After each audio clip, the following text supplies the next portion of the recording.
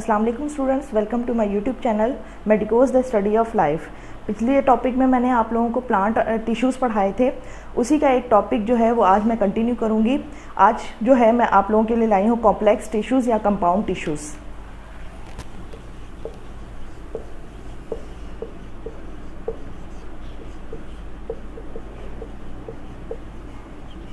Compound tissues क्या है, नाम से ही मालूम हो रहा है कंपाउंड्स, यानी ऐसा कंपाउंड या ऐसा मुरक्कब जो है सेल्स के लिए ज़रूरी होते हैं, यानी सेल्स जो हैं वो मिलकर काम कर रहे होते हैं। इसमें ऐसे सेल्स मौजूद होते हैं जो एक दूसरे के साथ मिलकर काम करते हैं, इसीलिए इन्हें कंपाउंड टिश्यूज़ कहा जाता है।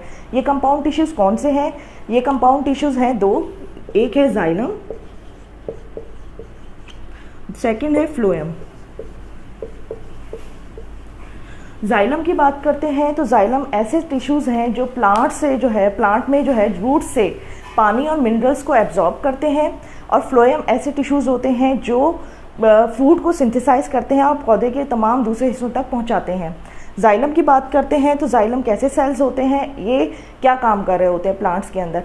मेन चीज़ बात करते हैं, इनको कंपाउंड टिश्यूज़ को एक और नाम भी दिया जाता है वेस्कुलर टिश्यूज़। ये वेस्कुलर टिश्यूज़ क्या हैं?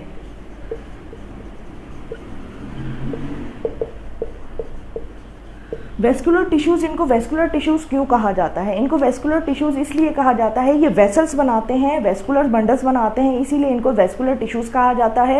ये वेसल्स की सूरत में काम करते हैं, यानी नालियाँ या ट्यूब्स वगैरह बनाते हैं। अब ये वेस्कुलर टिश्यूज़ किन पौधों में पाए जाते हैं? वेस्कुलर टिश्यूज़ इन पौधों में पाए जाते हैं जिसमें वेस्कुलर ब्लांट्स यानी ट्रू रूट, स्टेम और लीफ मौजूद होते हैं, यानी ऐसे पौधे जिनमें जड़, तना और पत्ते प्रॉपर तरीके से शनाख्त की जा सकती है, उनमें वेस्कुलर टिश्यूज़ पाए जाते हैं। यानी जाइलम और फ्लोएम का होना उनमें लाजमी होता है, या ज़रूरी तौर पर वो जाइलम और फ्लोएम वहाँ पर मौजूद होते हैं। ये रूट्स जो हैं वो पानी और मिनरल्स को एब्जॉर्ब करती हैं, इसी तरीके से फ्लोएम जो है वो फूड सिंथेसाइज करता है। ये दोनों एक दूसरे के साथ मिलकर काम कर रहे होते हैं। ग़िज़ा बनाने के लिए पानी और नमकियात जो है वो जाइलम प्रोवाइड कर रहा होता है, और फ्लोएम जो है वो फूड को सिंथेसाइज कर रहा होता है फोटोसिंथेसिस के ज़रिए। अब इनके स्ट्रक्चर की बात करते हैं तो सबसे पहले हम जाइलम को एक्सप्लेन करती हूँ। जाइलम क्या है और जाइलम सेल्स कैसे होते हैं? नंबर 1 है जाइलम। जाइलम सेल्स जो हैं वो इलोंगेटेड होते हैं, लंबे होते हैं। जैसे इसकी अगर मैं स्ट्रक्चर की ड्रॉ करके बताती हूँ, समझिए ये सपोज इलोंगेटेड सेल्स हैं, ये एक दूसरे के साथ जुड़े हुए होते हैं, इस तरीके से इलोंगेटेड है।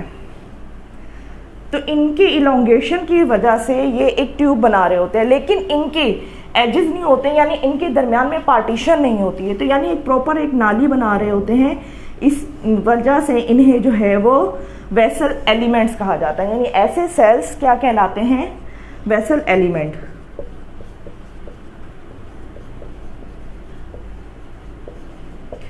इन वेसल एलिमेंट्स के साथ जो है और सेल्स होते हैं, इन्हें कहा जाता है ट्रैकियाइड्स। ये ट्रैकियाइड्स क्या हैं?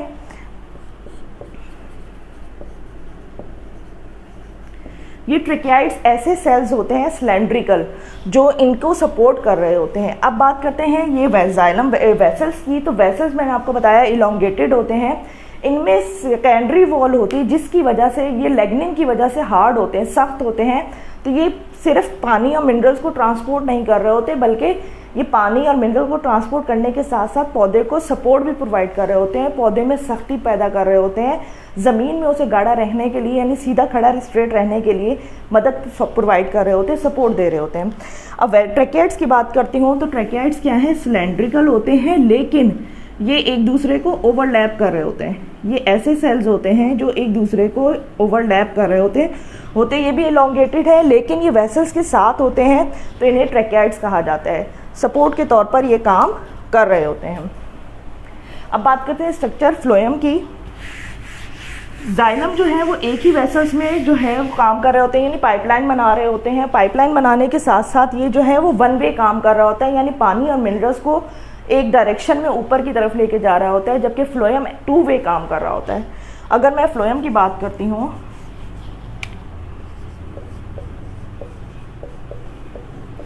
फ्लोएम क्या है? फ्लोएम जो है ऐसे सेल्स पर मुश्तमिल होता है जो इलोंगेटेड होने के साथ साथ इनमें सीव ट्यूब्स पाई जाती हैं। इसके स्ट्रक्चर की बात करते हैं। सीव ट्यूब्स क्या हैं? मैंने आपको जैसे बताया कि जाइलम में जो है इलोंगेटेड सेल्स होते हैं जिन्हें वेसल्स कहा जाता है, इसी तरीके से इसमें सीव ट्यूब्स मौजूद होती हैं, ये भी इलोंगेटेड सेल्स होते हैं, लेकिन इनमें पार्टीशन मौजूद होती है। इन सेल्स में इनमें छोटी छोटी छन्नी टाइप ना सुराख मौजूद होते हैं, जिसकी वजह से जो है वो जो है फूड जो है सिंथेसाइज होकर छन्नी की सूरत में, यानी छन के जो है वो नीचे दूसरे हिस्सों में आ रहा होता है, इसीलिए इन्हें सीव ट्यूब्स कहा जाता है। इन सीव ट्यूब्स के साथ जो है कंपेनियन सेल्स मौजूद होते हैं।